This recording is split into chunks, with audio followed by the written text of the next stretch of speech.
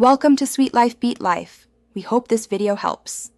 In this video, I will explain how to get media on Capcut. First, launch the Capcut application on your mobile device. Once it is open, locate and tap the New Project button. This essential first step prepares your workspace and immediately directs you to your device's media gallery, allowing you to select the perfect videos and photos for your creative vision.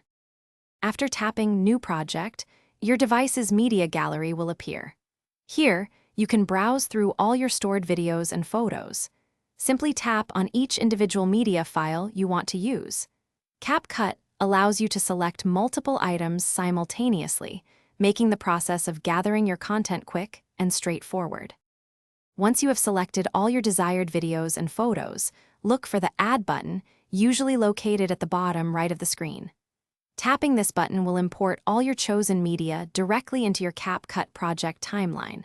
From here, you have full control to arrange, trim, and edit your clips to craft your story.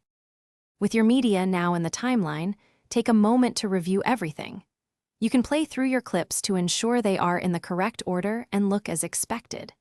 Capcut offers a wide array of powerful editing tools, allowing you to add music, text, effects, and transitions to truly bring your video to life.